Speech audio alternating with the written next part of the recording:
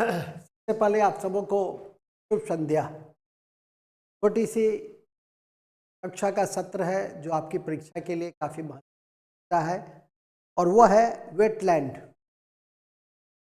Wetland का अर्थ होता है आर्द्रभूमि क्षेत्र। जानकारी में मैं दे दूं कि 2 फरवरी को हम विश्व वेटलैंड आर्द्रभूमि दिवस के रूप में मनाते हैं। एक ऐसा क्षेत्र है जिसे हम किडनी ऑफ लैंडस्केप कहते हैं।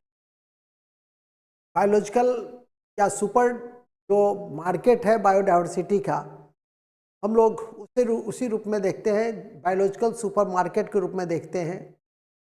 उपयोगी जो वनस्पति है और जो औषधीय पौधे हैं उसके उत्पादन में भी यह काफ़ी सहायक होती है। लोगों की आजीविका के लिए भी एक महत्वपूर्ण साधन के रूप में माना जाता है। पर्यावरण संरक्षण के दृष्टि से तो महत्वपूर्ण है ही, इसीलिए राष्ट्रीय और राष्ट्रीय स्तर पे भी कई प्रयास किए।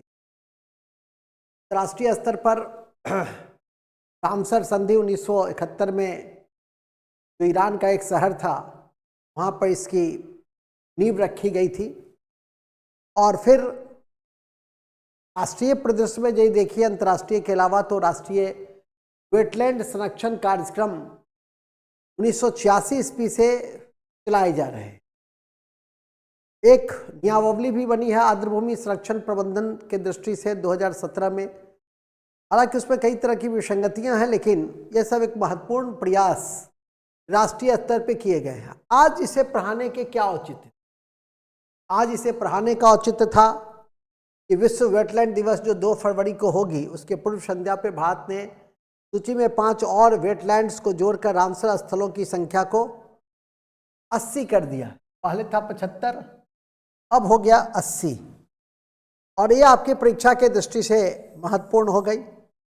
इन 80 में कौन कौन से हैं ये बड़ा इंपॉर्टेंट है। पहले था 75, अब हो गया है 80। केंद्रीय पर्यावरण, वन और जलवायु मंत्री, श्रम रोजगार मंत्री श्री भूपेंद्र यादव जी ने विश्व वेटलैंड दिवस पूर्व संध्या पर कहा, विश्व वेटलैंड दिवस 5 और वेटलैंड्स को जोड़े जाएंगे। तो उन्होंने एक पोस्ट किया और रामसर कन्वेंशन की जो महासचिव है मुशंडा, ठीक है, रामसर कभी नहीं भूलेंगे। रामसर 1971 में ईरान, और ईरान में यह आर्द्रभूमि समझौता था, अंतर्राष्ट्रीय आर्द्रभूमि समझौता। और अभी मैंने थोड़ी देर पहले कहा कि पर्यावरण संरक्षण, औषधीय दृष्टि और kidney of landscape, biological super market point of view से, तो कौन कौन पॉइंट ऑफ व्यू से यह महत्वपूर्ण है, इंपॉर्टेंट क्यों है? वेटलैंड क्यों इंपॉर्टेंट है? यह है बायोलॉजिकल सुपर मार्केट के रूप, बायोलॉजिकल सुपर मार्केट के रूप में इंपॉर्टेंट क्यों है? किडनी ऑफ लैंडस्केप है। जैसे किडनी शरीर में रक्त का शुद्धिकरण करता है, उसी तरह से यह भी करता है लैंडस्केप के रूप में। महत्वपूर्ण क्यों है वेटलैंड? महत्वपूर्ण क्यों है? तो इको बैलेंस के रूप में। महत्वपूर्ण क्यों है? तो यूजफुल प्लांट्स, विशेषकर मेडिसिनल, इस रूप में ये यूजफुल है। लेकिन परीक्षा में आएगा 2 फरवरी पहले 1971 रामसर, इसे याद रखिएगा। और ये सब तो जो मुशंडा हैं सर की महासचिव, तो के साथ संबंध, फॉर्मल जो रिलेशंस हैं उसके विषय में जानकारी दी गई है। और अभी आज की तारीख में यदि इम्पॉर्टेंट है तो तमिलनाडु और कर्नाटक के 3 और 2 और 3, तमिलनाडु के 2 और कर्नाटक के 3 स्थल, कुल मिला के 5 स्थल को जोड़ा गया है। ये आपकी परीक्षा के लिए काफ़ी महत्वपूर्ण है।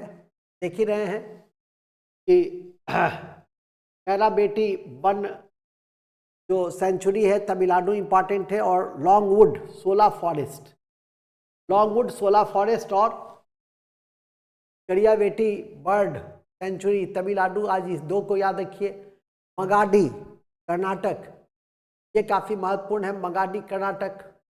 और इसके अलावा अकसमुंद, अकसमुंद, अघनासिनी और मगधी, ये तीनों जो सेंचुरी है ये कहाँ है, तो कर्नाटक में है। जबकि कराईवेटी अभ्यारण्य और लॉन्गवुड सोला फॉरेस्ट ये तमिलनाडु में है, जिसे हर संभव स्थिति में याद करके रखने का प्रयास करेंगे। तो आज की तारीख में जो वेटलैंड एरिया है, कमीशन के दृष्टि से ध्यान रखिए, रामसर स्थल के तहत कुल क्षेत्र 1.33 बिलियन हेक्टेयर हो गया, जो मौजूदा क्षेत्र से 5523 हेक्टेयर की वृद्धि हुई है। तमिलनाडु में अधिकतम संख्या बनी हुई है। रामसर साइट सबसे अधिक तमिलनाडु में है 16, और दूसरे स्थान पे उत्तर प्रदेश है। जबकि बिहार में एकमात्र रामसर साइट है, बिहार में एकमात्र रामसर साइट है, याद रखिएगा, रामसर साइट है, और उसका नाम है कांवर झील, बेगूसराय, कांवर झील बेगूसराय। इसे हर संभव स्थिति में आप लोग याद रखने का प्रयास करें। ये सब छोटी छोटी तस्वीरें हैं। अभी 1971 में आपको इस बात की जानकारी दी ही गई है।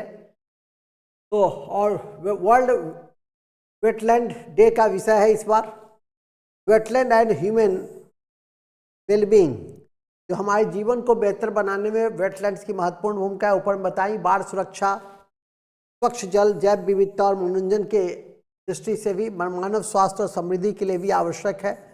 इस लाइन को भी ध्यान में रख सकते हैं कि फॉरेस्ट फ्लड सिक्योरिटी, स्वच्छ जल के दृष्टि से भी यह महत्व रखता है। और इस तरह से इन चीज़ों को आप याद करके रखेंगे तो अच्छा रहेगा। ऐसे छोटे छोटे जो पक्ष हैं पर जरूर नज़र रखिए। इस बार जो रामसर साइट्स में जो शामिल किए गए हैं, ये उसकी पूरी सूची है जिसको याद रखने की जरूरत है आप लोगों को, ठीक है। ये पांचों साइट्स अभी भूलिएगा नहीं।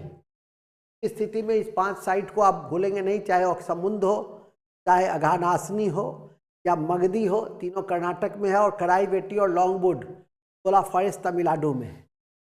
जैसे जब आप याद करना चाहें उसको याद कर सकते हैं, ठीक है कि नहीं। अब इस सभी के विषय में परिचय दिए गए हैं जो भविष्य के दृष्टि से, यूपीएससी के दृष्टि से, इस और छोटी परीक्षा के लिए इतना काफ़ी है। लेकिन अन्य परीक्षा की दृष्टि से आप इन बिंदुओं को भी थोड़ा सा ध्यान रखेंगे जो अभी इसके द्वारा प्रस्तुत की जा रही है, और ये आपके लिए काफ़ी महत्वपूर्ण है। पांचों के विषय में बताया गया है। और यह भी याद रखें कि केरल में अष्टमुडी और वेम्बनाड, उड़ीसा में भीतरकनिका और चिल्का झील, हिमाचल प्रदेश में चंद्रताल और रेणुका आर्द्रभूमि पोंग बांध जलाशय, पंजाब में हरिके जलाशय, कांजली व्यास संरक्षण, नांगल वन्यजीव अभ्यारण्य, गुजरात में नल सरोवर और कोल झील, पश्चिम बंगाल में सुंदरवन की आर्द्रभूमि क्षेत्र, एवं इसी कड़ी में आप हरियाणा के भिंडवास वन्यजीव अभ्यारण्य को देख सकते हैं।